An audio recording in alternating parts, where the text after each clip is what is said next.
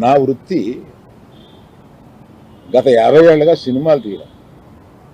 నేను ఆ వృత్తిని నమ్ముకుని ఉన్నాను. ఇది మధ్యలో ఉన్న చిన్న అవకాశం లాంటిది ఏదో వచ్చింది, ఇది నాకు సరిపోదు అని అనుకుని నేను బయటకు వచ్చేసాను. 1వ తారీఖు నుంచి మేము థియేటర్లు మూసేస్తాం అన్న దీని మీద ఆంధ్రప్రదేశ్ మన సినిమాటోగ్రఫీ మినిస్టర్ గారు రియాక్ట్ అయిన విధం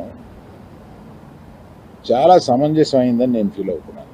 ఎందువల్లంటే నాకు కూడా మీరు ఆన్ రికార్డ్ చెప్తున్నాను, ఈ థియేటర్లకు సంబంధించిన ఏ మీటింగ్లోనూ నేను వెళ్ళలేదు.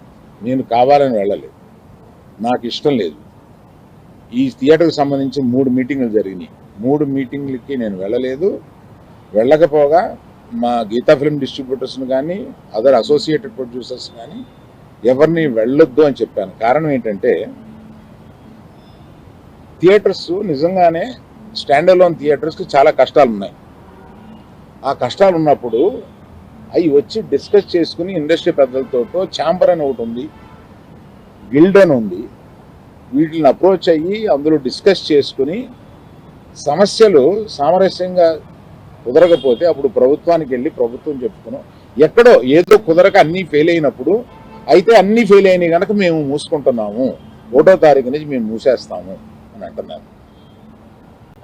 మూసేయడానికి ఏకపక్షంగా మీరు తీసుకునే ఈ నిర్ణయానికి నేను వెళ్ళి అక్కడ కూర్చుని మాట్లాడను అని నాకు చిరాకు కలిగి నేను వెళ్ళా.